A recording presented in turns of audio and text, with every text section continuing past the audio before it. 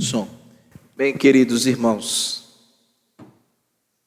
o tema de nossa reflexão essa manhã, a mensagem é: o egoísmo constrói ilusões. O egoísmo constrói ilusões. Quando um homem segue a vaidade do seu coração, é automático que ele perderá tempo de sua própria vida aplicando força e energia onde não deveria esforçar-se e aplicar-se. Vaidade, egoísmo é sinônimo de prejuízo. Ele também fará empreendimentos que, em curto ou longo prazo, se mostrarão grandes percas, incalculáveis prejuízos, coisas até mesmo irreparáveis, irrecuperáveis. Cada um de nós, cada um de vocês aqui, tem algum tipo de exemplo em sua própria vida de algo que você já fez, algum investimento que você se aplicou, onde colocou a sua emoção, seus recursos, e o resultado não foi o que você esperou, não foi o que você esperava. Você fez um investimento, seja o que for, na esperança de que aquilo lhe trouxesse o resultado que você queria, e você viu que o final foi frustrante, foi um prejuízo, foi uma perda de tempo, foi um investimento. É como que você tivesse jogado o dinheiro num bolso furado.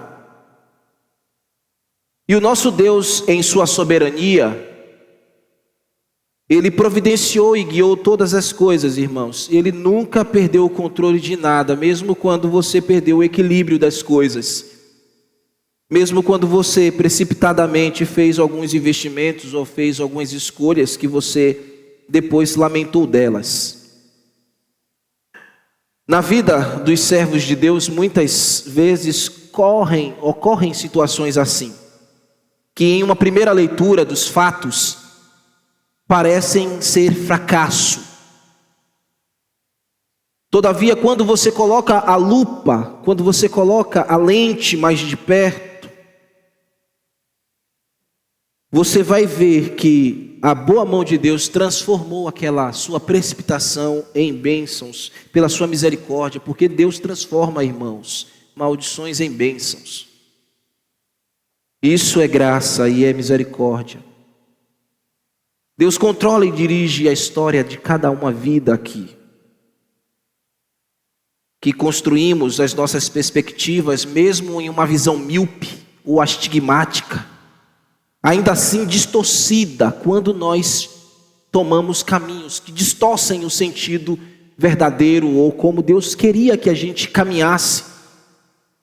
Deus muda as coisas pela misericórdia, porque Ele ama os seus.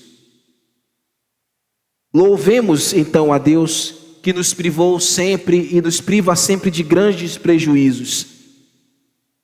Sabe aquele relacionamento que um dia você começou, uma amizade que você começou a construir, depois acabou, o namoro, o noivado que não se concretizou no casamento, aquele emprego que a porta se fechou, o curso que você não conseguiu passar.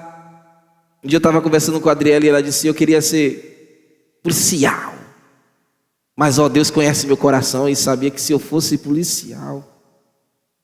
Aí Deus fechou a porta, né, Edri? Que Deus te ama e ama os outros também. Mas o que acontece, irmãos, é que tudo na nossa vida, mesmo um relacionamento que acaba, o curso que a gente não atinge, ou um trabalho que fecha a porta, tudo é para o bem dos que amam a Deus. Hoje o pregador nos fará ver a vida,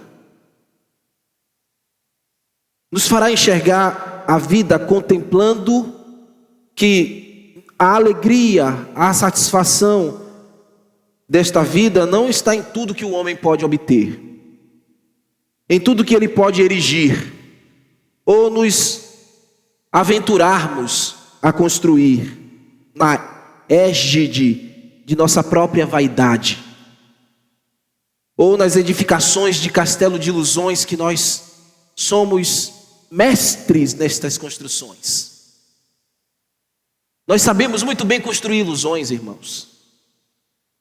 Todo mundo aqui sabe construir um belo castelo de ilusão. Corações encismados, poços sem fundos, não preenchem com nada as ilusões que a gente busca. O egoísmo constrói ilusões. É o tema desta manhã. Abram comigo Eclesiastes capítulo 2, versículo 1 ao versículo 11. A leitura é extensa, então vamos ficar sentadinhos mesmos.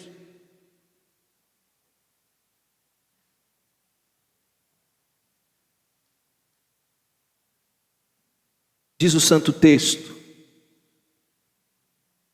disse comigo, eu te procurarei com a alegria, goza a felicidade, mas também isso era vaidade. Do riso disse, é loucura, e da alegria, de que serve? Resolvi no meu coração dar-me ao vinho, regendo-me contudo pela sabedoria, e entregar-me à loucura, até ver o que melhor seria que fizessem os filhos dos homens debaixo do céu durante os poucos dias de sua vida. Empreendi grandes obras, edifiquei para mim casas, plantei para mim vinhas, fiz jardins e palmares para mim, e nestes plantei árvores frutíferas de toda espécie. Fiz para mim açudes, para regar com eles o bosque que se reverenciam que reverenciam as árvores. Comprei servos e servas e tive servos nascidos em casa. Também possuí bois e ovelhas, mais do que possuíram todos os que antes de mim viveram em Jerusalém. Amontoei também para mim prata e ouro de reis e tesouros de reis e de províncias. Provi-me de cantores e cantoras e das delícias dos filhos dos homens, mulheres e mulheres. Engrandeci-me e sobrepujei a todos os que viveram antes de mim em Jerusalém. Perseverou também comigo a minha sabedoria. Contudo, tudo o que desejou os meus olhos, não lhes neguei, nem privei o coração de alegria alguma, pois eu me alegrava com todas as minhas fadigas, e isso era a recompensa de todas elas. Considerei todas as obras que fizeram as minhas mãos, como também o trabalho que eu com fadigas havia feito, e eis que tudo era vaidade e correr atrás do vento. Nenhum proveito havia debaixo do sol. Vamos orar, meus irmãos. Senhor, eis a tua santa palavra. Estamos diante do pregador. Nos dará alguns conselhos para a vida, Senhor. Eu peço que humildemente o Senhor dirija o meu coração e as minhas palavras, e que os irmãos sejam edificados. Ó Deus, cumpra teu propósito e o nome de Cristo seja glorificado nesta hora. E que o Senhor nos promova a libertação por meio da tua palavra. E possamos vencer a arrogância, meu Deus, que destrói nossas almas por dentro. E tudo que nós colocamos à mão. Tenha misericórdia de nós, Senhor. E nos dê um bom tempo de edificação na tua palavra.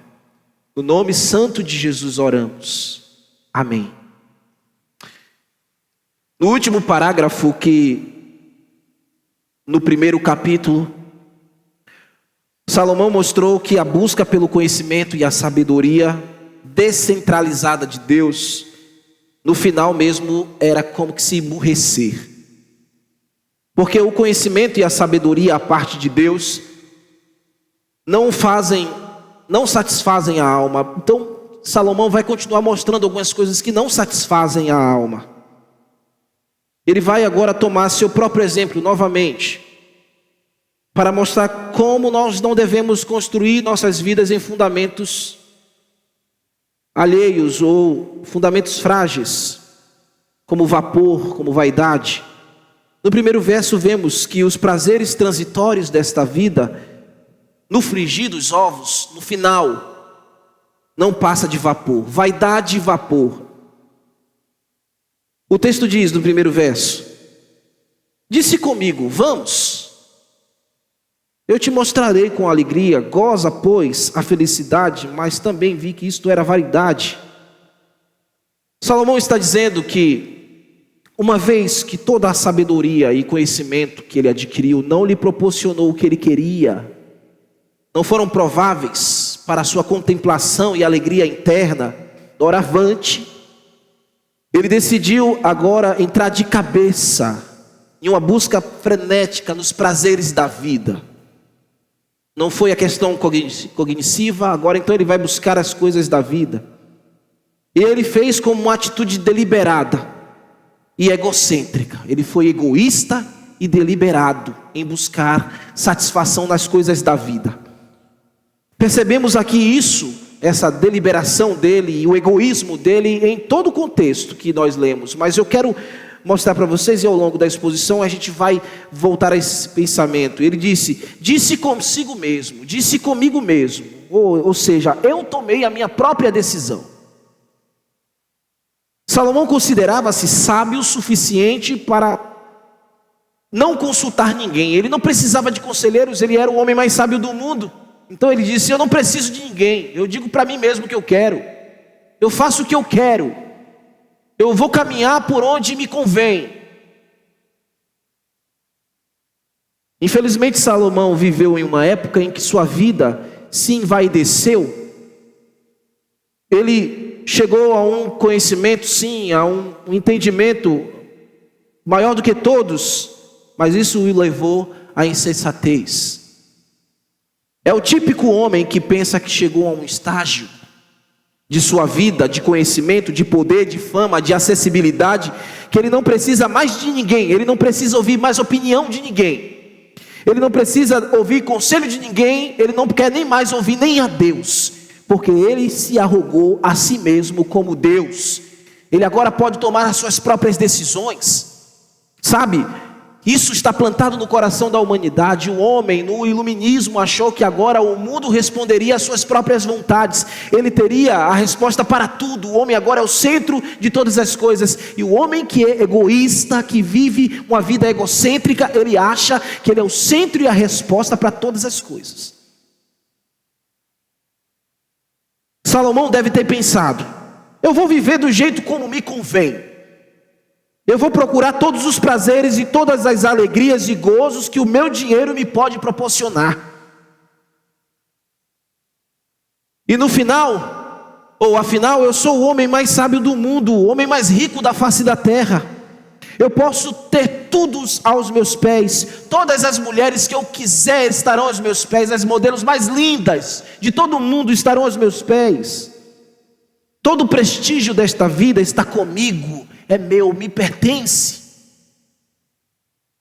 Vou aproveitar o máximo desta vida, eu vou extrair o máximo desta vida. E muitos homens pensam assim, porque possuem um conhecimento, porque possuem algum poder, alguma influência em alguma coisa.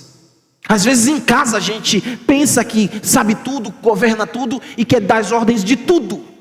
Não consulta Deus, não coloca Deus como o conselheiro da nossa vida, como aquele que vai dirigir nossos passos. E por meio do conselho de Deus tomaremos posicionamentos corretos, coerentes. Ele disse, construirei a vida sobre o fundamento que eu quiser. E ele acabou construindo castelos de ilusões. Absolutamente foi tudo inútil, foi tudo fútil, tudo vaidade e vapor. Se você trilhar a sua vida na arrogância, na prepotência, no final vai ser tudo vapor. No verso 2 ele disse, do riso disse, é loucura, da alegria de que me serve? É esta realidade que muitos chegam. Se atiram de cabeça nos falsos prazeres desta vida, de uma vida comum que é a vida debaixo do sol. Você se lança de cabeça para ela e vai chegar à fatídica conclusão de que não valeu nada, foi apenas sua ambição, do seu coração, que te conduziu a buscar estas coisas. Salomão está dizendo que o riso e a alegria e os prazeres proporcionados das coisas que ele buscou e que ele edificou, no final estampou no seu rosto, na verdade, um sorriso amarelo. Você já se viu em algum momento da sua vida com um sorriso amarelo? Aquele tipo de decepção que você vê, como que, imagine aquela caixa, aquele volume de um presente tão suntuosamente arrumado, e quando e dizem é seu, e você vai lá pegar com aquela ânsia, quando você segura aquela caixa que você vê ela vazia, você já fica decepcionado. Está vazia demais, não é tudo que eu imaginava.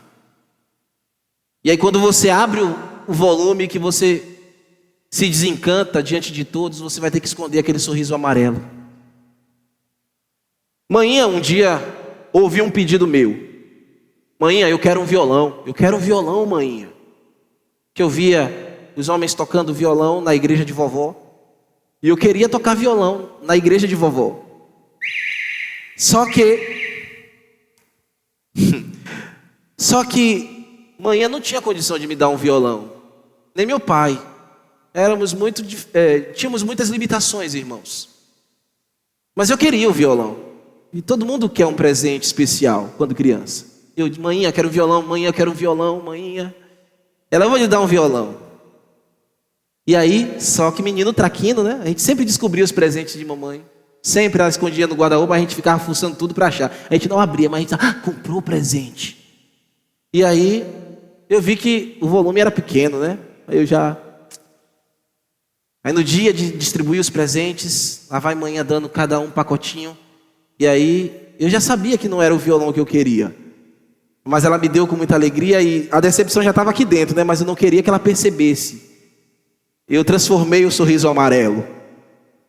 E aí quando abri a caixa e eu vi que era um violãozinho pequenininho de brinquedo. Aí eu pensei comigo, não vai dar para tocar na igreja de vovó. Mas eu disse, obrigado, manhinha. Abracei ela e beijei e não deixei que ela visse que eu estava decepcionado. A gente faz isso, irmãos, o tempo todo.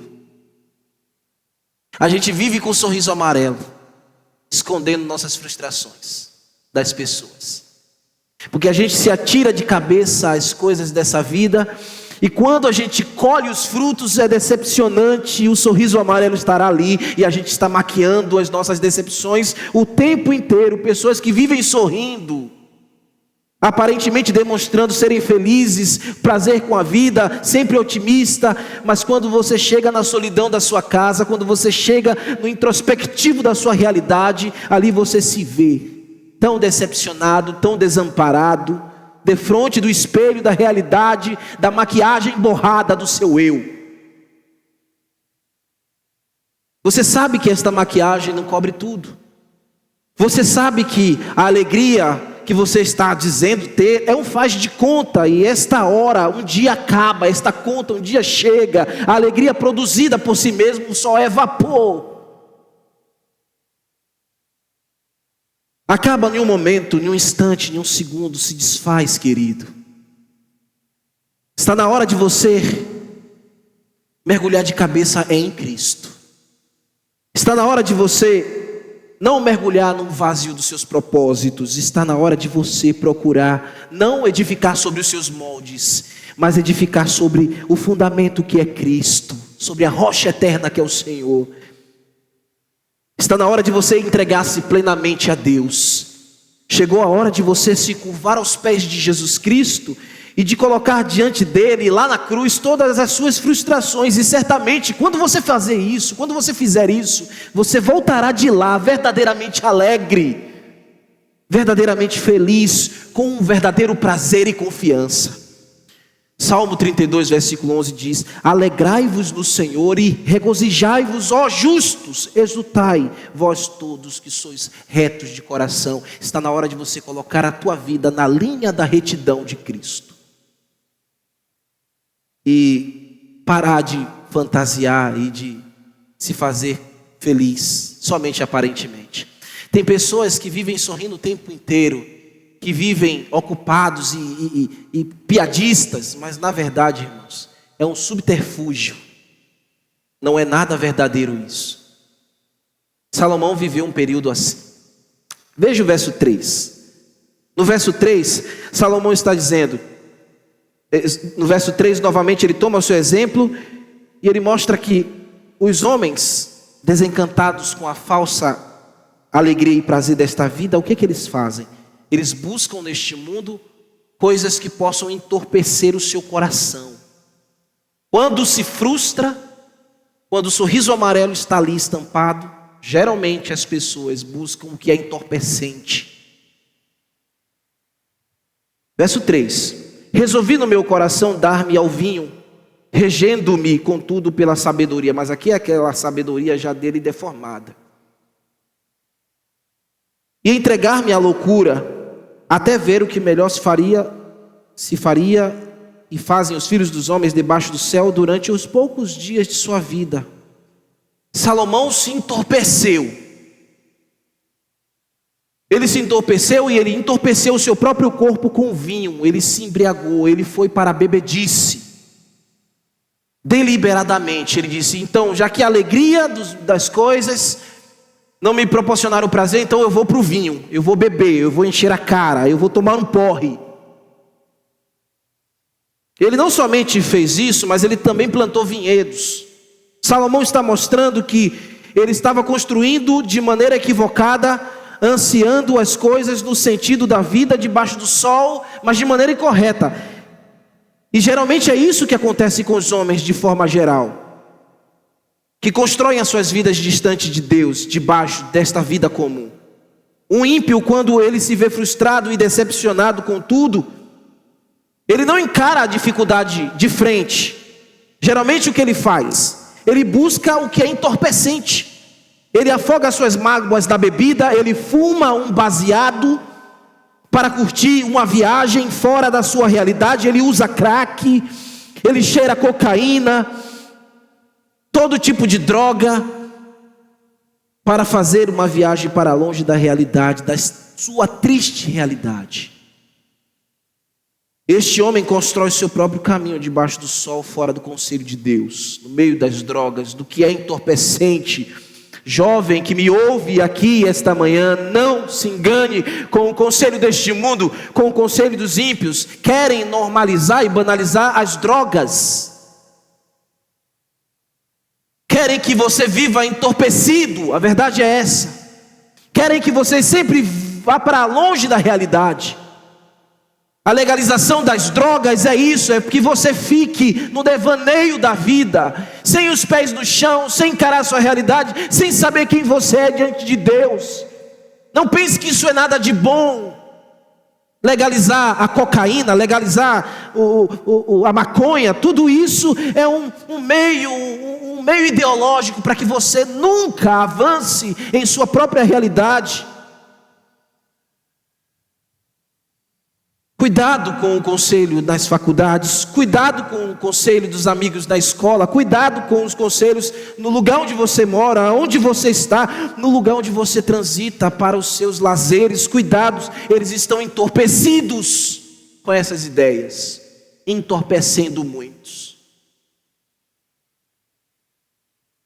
Cuidado com aqueles que dizem para você, meu amigo jovem, irmão,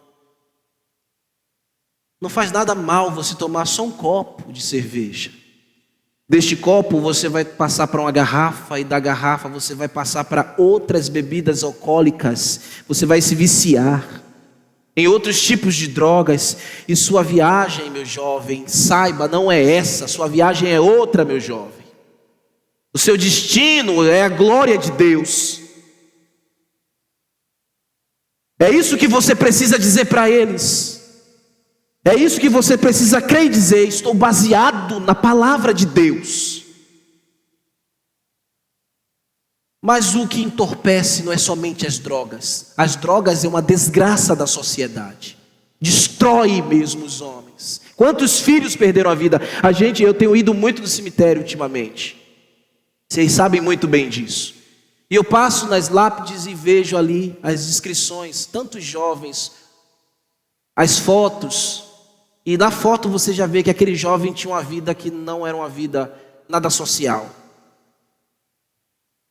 Tantos jovens que morreram com menos de 16 anos, antes de chegar aos 18, irmãos, isso está por overdose, por causa do tráfico.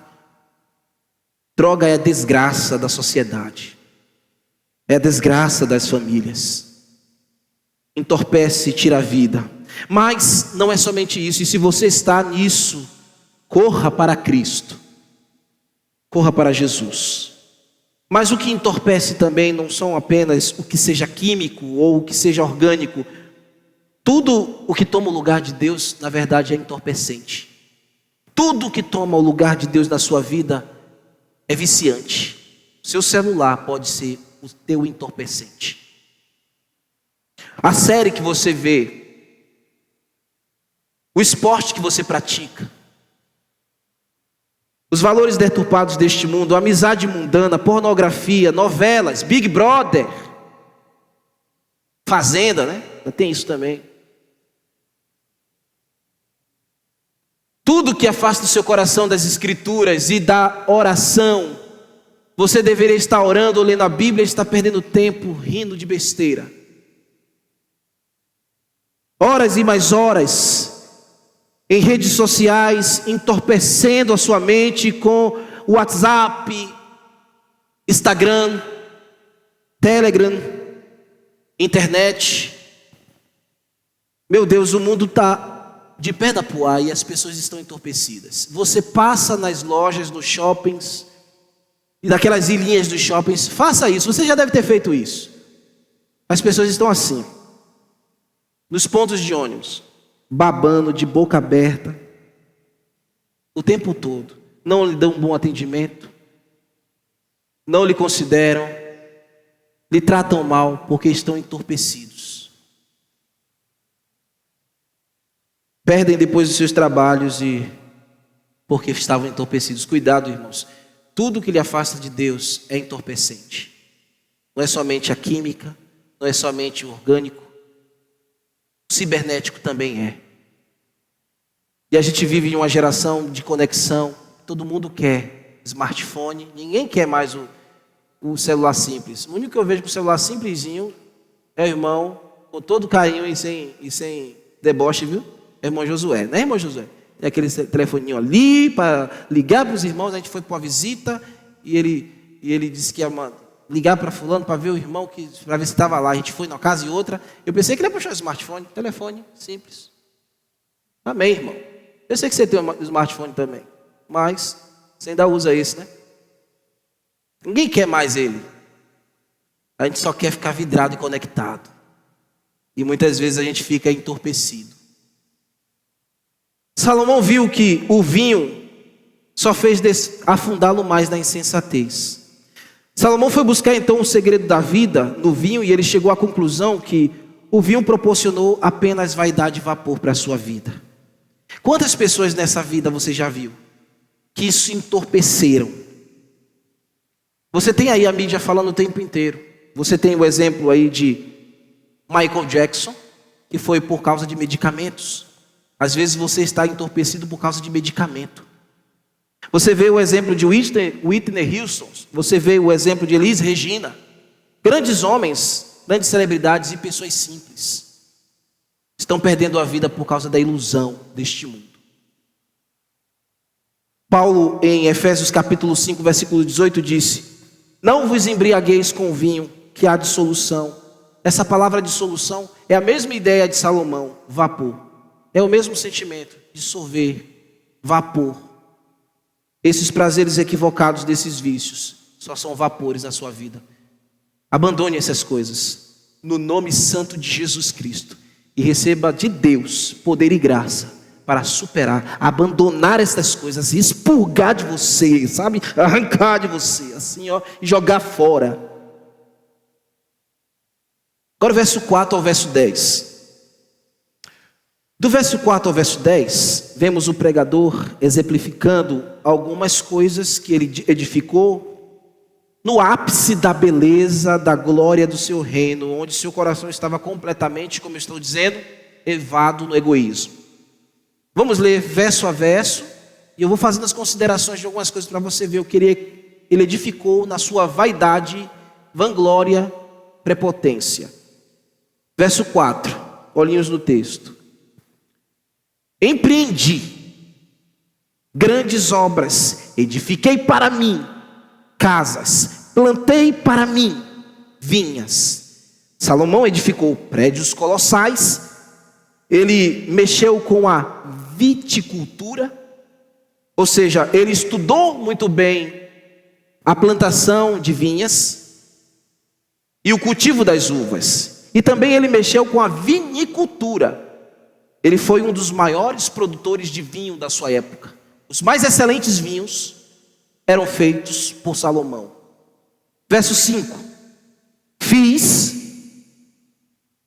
jardins e palmares para mim, e neste plantei árvores frutíferas de toda a espécie. Verso 6. Fiz para mim açudes para regar com eles o bosque em que reverdeciam as árvores. Os jardins de Salomão, meus irmãos, superavam em muitos jardins de Nabucodonosor, os jardins suspensos de Nabucodonosor, que era uma das maravilhas do mundo antigo. Os jardins de Salomão eram muito maior, muito mais belo. A ideia aqui que Salomão está transmitindo para seus ouvintes, aqueles que estão aos seus pés, ele está ensinando. A ideia aqui é que quem quer que visse aquele jardim de Salomão, com todo verdejante, todo bem regado, todo belo e imponente, poderia entrar nele e se sentir como se estivesse entrando no próprio jardim do Éden. A visão era essa, irmão. Havia tanta diversidade de frutas, árvores frutíferas, tanta diversidade de flores, plantas, toda espécie de aroma, de cheiros, como em nenhum lugar no Oriente Médio. E a gente está falando aqui de um lugar completamente, quase, na verdade, completamente inóspito. E esse homem conseguiu construir um manancial, construiu uma semelhança do jardim do Éden. Essa é a ideia aqui. Verso 7.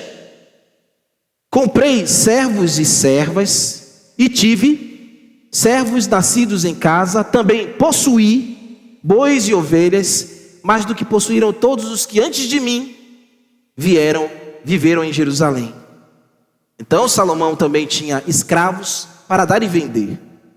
Ele tinha todo tipo de empreendimento, vocês estão vendo aqui. E para cada empreendimento dele, ele tinha muitos escravos. Não lhe faltava mão de obras, ou seja, ele comprou escravos. Os escravos que eles tinham nas suas residências ou nos seus empreendimentos tinham filhos e se tornavam deles por direito. Então ele tinha escravos e escravos em toda a sua mirabolante empreitada. Ele tinha mão de obra suficiente para fazer o que ele queria.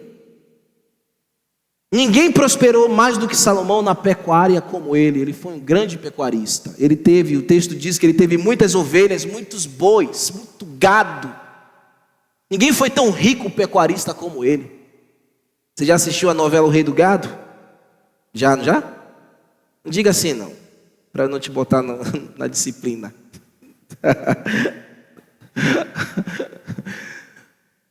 Mas Salomão foi grandioso, irmãos. Verso 8 diz assim, amontoei também para mim prata, ouro e tesouros dos reis e de províncias. Não precisa ir não, mas lá em 1 Reis, verso 10, 21, diz assim, ouçam, para você ver a suntuosidade e glória deste homem. Olha o que o texto diz lá. Todas as taças que serviam a Salomão para beber eram de ouro. Salomão nunca bebia nada que não fosse num copo de ouro, seja água, seja vinho, seja o que fosse, vinha para ele em uma taça de ouro.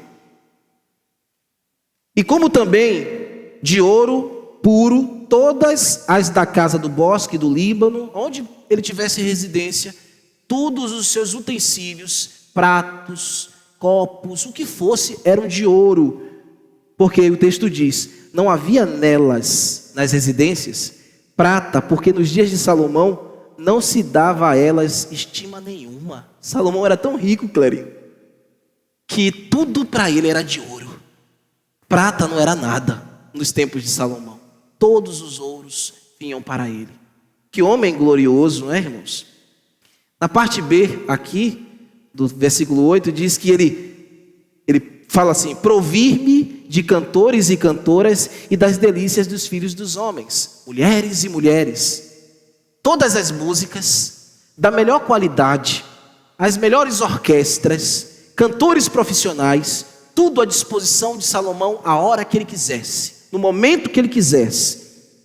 E ele também possuiu um harém mais do que todos os reis que já viveram antes dele, em sua época. E em 1 Reis 11, verso 1 e 3 diz assim, ouçam: ora, além da filha de Faraó, que foi a mulher que ele casou, amou Salomão muitas mulheres estranhas ou estrangeiras, moabitas, amonitas, edomitas, sidônias e eteias, mulheres das nações em que o Senhor havia dito aos filhos de Israel que não casassem com elas e nem casassem elas com eles, pois vos perturbariam o coração para seguirdes os seus falsos deuses. A estas se apegou Salomão o seu coração e as amou. Tinha 700 mulheres, princesas, 300 concubinas, e suas mulheres perverteram o seu coração. Salomão praticou o adultério, Salomão praticou a idolatria, porque o seu coração se enlouqueceu na arrogância e na vaidade. Verso 9: engrandeci-me, sobrepujei-me. Todos que viviam antes de mim em Jerusalém, perseverou também comigo a minha sabedoria. Tudo quanto desejou os meus olhos, imagina, irmãos, tudo que ele viu, tudo que ele quis, não lhes neguei, nem privei o meu coração de alegria alguma, pois eu alegrava-me com as coisas, com as minhas fadigas. Isso era a recompensa de todas elas. A gente está vendo aqui que ele se tornou o maior homem. Irmãos, os tabloides de hoje não seriam grandes o suficientes para conter toda a história de Salomão e descrever quem este homem era. Salomão, se vivesse na época de hoje, ele seria o showman. Ele seria aquela figura que todo show business queria entrevistar. Ele seria aquele homem em que a Forbes, que é a revista que comunica os maiores investimentos, os maiores negócios e economia do mundo, Salomão estaria estampado na revista da Forbes sempre. Haveria edições especiais da Forbes só para falar de Salomão, porque este homem era um homem grandioso, um homem muito bem sucedido. A Forbes iria tomar várias edições para falar somente de um empreendimento de Salomão, e não conseguiria exaurir tamanha grandeza e riqueza e valor e potência deste homem. Ele tinha tudo aos seus pés. Isso era perceptível. Mas você lembra, eu estava lendo aqui e fazendo aquela expressão firme toda vez que ele usava aqui a expressão, quando ele conjugava os verbos. Sempre conjugando os verbos na primeira pessoa. Eu fiz, eu plantei, edifiquei. Sempre no pretérito, mas na primeira pessoa. Eu edifiquei, eu fiz, eu realizei. Ainda se segue a preposição, né? Para mim. Para mim, para mim. Usando também o pronome mim. Isso mostra arrogância, prepotência, altivez. Salomão está mostrando o que muitos homens hoje são. Conjugam a vida para si mesmo. Conjugam os verbos e os versos da vida para si. Querem, como eu disse, que tudo esteja aos seus pés. Arrogância e prepotência. E no final, todos os homens são frágeis. É aquilo que ele disse no verso 3. A vida é tão pequena e tão curta que se desfaz muito rápido. Não vivemos muito tempo nessa vida debaixo do céu. Nós não temos, irmãos, 7 vidas para viver. Nós não temos uma outra chance para melhorar, se nós não aproveitarmos agora o tempo da vida de hoje, o tempo de agora, abandonando a arrogância, se apegando a Deus em humildade, porque Deus abate os soberbos, mas ele eleva os humildes. Sim, meus irmãos, possuir as coisas dessa vida, possuir bens, ter posses, essencialmente isso não é uma coisa ruim, não. Não é sinônimo de pecado você possuir bens, desejar ter coisas e posses. Benesses são coisas que Deus dá aos homens, mas Ele não dá a todos. Ele dá a algumas pessoas.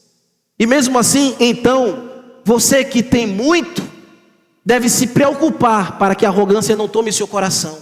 E mesmo você que tem pouco, deve se preocupar também para que a arrogância não tome seu coração, porque a arrogância não está na casa do coração apenas do rico. A arrogância está no coração da humanidade. Seja rico ou seja pobre, você pode ser um arrogante e achar que tem tudo, ser um homem vaidoso e achar que tudo tem, se vestir como que se tivesse tudo, e na verdade não se tem nada. É como aquela igreja lá de Laodiceia, que achava que era rica, que possuía tudo, mas ela não tinha a graça de Deus, era miserável, pobre, cego e nu. Meus irmãos, arrogância e vaidade é sinônimo de destruição. Por isso Salomão está tomando o seu exemplo da sua própria vida. Em Romanos 11:36, diz assim: porque dele, por meio dele e para ele são todas as coisas. A ele para a glória eternamente. Amém. Você deve viver assim, para Cristo, por Cristo, por Ele. Salomão vivia para si, somente para si. E muitos homens vivem assim. Tomem cuidado, queridos irmãos. Você precisa viver para a glória de Deus. A arrogância impede você de considerar as coisas de Deus. O verso 11 ele diz assim, olha: considerei todas as coisas e fiz as minhas mãos, que fizeram as minhas mãos, como também o trabalho que eu com fadiga havia feito, e eis que tudo era vaidade, correr atrás do vento, nenhum proveito havia debaixo do sol. Nenhuma das coisas que Salomão construiu conseguiu trazer o que ele buscava, a satisfação do seu coração. Nenhuma das coisas que a gente constrói com vaidade, com soberba e arrogância satisfarão o nosso coração. Porque satisfação no interior do homem é conhecer a Cristo. Se você conhecer a Cristo, você não vai fazer viagens inusitadas, viagens das drogas, você não vai fazer viagens da arrogância. No final da vida, meus irmãos, Salomão abandonou a loucura, abandonou a insensatez e se curvou diante de Deus, diante do propósito de Deus. Em segundo livro de Samuel, no capítulo 7, do versículo 12 ao versículo 15, tem um relato que é uma profecia de duplo cumprimento. Fala ali a respeito do Messias, mas está falando diretamente a respeito de Salomão. Deus falando com Davi, que é o pai de Salomão, coisas específicas que aconteceriam. Nessa profecia, Deus já falava que iria corrigir o filho de Davi. Isso prova que Salomão, meus irmãos, foi salvo no final. Então tem que sempre estar lembrando isso aqui a vocês, que a gente vê Salomão nesse argumento tão tenebroso e parece que esse homem se perdeu no final, né? Mas ele está tomando o exemplo de si. E o próprio exemplo do livro de Eclesiastes, a própria estrutura de Eclesiastes mostra que ele está ensinando aos homens não errarem, não irem para longe de Deus. Deus não iria deixar que o ímpio escrevesse algo que ficasse registrado para o nosso ensino. E lá diz assim, deixa eu ler para vocês. Quando teus dias se cumprirem, Deus falando para Davi, quando seus dias se cumprirem e descansarem com seus pais, então farei levantar depois de ti o teu descendente, diretamente aqui é Salomão, que procederá de ti, estabelecerei o seu reino. Este edificará uma casa para o meu nome, e ele construiu o templo de Salomão, o templo de Deus, que Davi tanto queria construir, mas Deus disse, não, é o teu filho que vai fazer. Eu lhe serei por pai, e ele me será por filho. Aqui já é uma relação também com Cristo. Agora aqui, olha. Se vier a transgredir, castigá-lo-ei com vara de homens, com açoite de filhos de homens, mas a minha misericórdia não se apartará dele. Por quê? Não se apartará dele, como a retirei de Saul, a quem retirei diante de ti. Por que Deus não afastou a misericórdia de Salomão? Porque Deus amou Salomão. Tudo na vida tem um propósito. Até essa loucura de vida de Salomão serviu para o propósito de hoje. Ele teve que passar por isso para nos ensinar hoje. Para que eu e você não passemos por isso hoje. Então, meus irmãos, abandone a arrogância e as construções ilusórias e passe a construir para a glória de Cristo. Amém? Amém e amém. Vamos orar, vamos ficar de pé.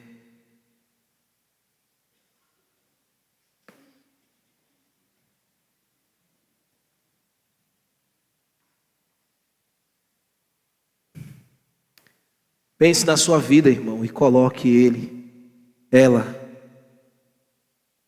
em Deus. Senhor, a vida debaixo do sol é vaidosa, é enganosa, traiçoeira.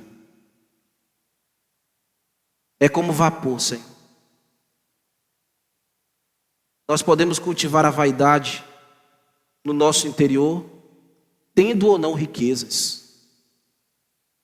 Salomão foi um homem rico, se envaideceu, se tornou arrogante. Hoje, muitos homens ricos são arrogantes, prepotentes. Também há muitos homens simples, na condição financeira, arrogantes, prepotentes. Por isso lhe peço, Senhor, livra a nossa alma deste engano. Livra o nosso coração da arrogância, de querer construir para si mesmo, de querer edificar para mim, como Salomão mostrou o tempo em que ele loucamente viveu. Peço a Ti também, Senhor, nesta manhã, que livre a alma do Teu povo de toda sorte de entorpecência, que livre o jovem, que livre, Senhor, aquele que me ouve das drogas, do álcool, do crack, da cocaína, que livre, Senhor, da maconha, de todo tipo de entorpecente. Meu Deus, que haja um desprezo por essas coisas que enlouquece e que no final é somente vapor. Destrói a saúde, Senhor, destrói a família, destrói o casamento, destrói a hombridade, se perde tudo no devaneio das drogas, no devaneio das coisas perniciosas, da entorpecência. Eu também lhe peço, Senhor, ó Deus, eu te rogo que cada um de nós possamos nos livrar, Senhor, deste mundo da conexão, como é pregado, como é inserido. A cada momento, Senhor, um smartphone novo, um iPhone novo. E a gente quer buscar essas coisas como se fosse o prazer da nossa vida, a satisfação da nossa vida. Não está em um smartphone, Senhor, não está nestas coisas, não. O prazer da nossa vida está em Cristo. Ó Deus, livra este irmão, esta pessoa que me ouve, do vício da internet, do vício das séries, do vício, Senhor, de programas de reality shows. Isso entorpece, Senhor, e tira o tempo da verdadeira comunhão, tira o tempo da leitura da palavra, tira o tempo da oração. Que eles abandonem isso. Isso é pecado, Senhor. Ó Deus, que possamos aprender com o pregador que as coisas efêmeras desta vida ficarão aqui, nós não carregaremos conosco. Que mais vale a pena debaixo do sol viver olhando para Cristo, mesmo obtendo estas coisas que o Senhor pode nos dar graciosamente, mas nunca perdendo o ponto de vista que Jesus é a nossa maior glória, que o Senhor Jesus é a nossa maior conquista, que Ele é o nosso maior crescimento para a nossa alma, e que dele temos a maior fonte da humildade, a maior fonte do saber.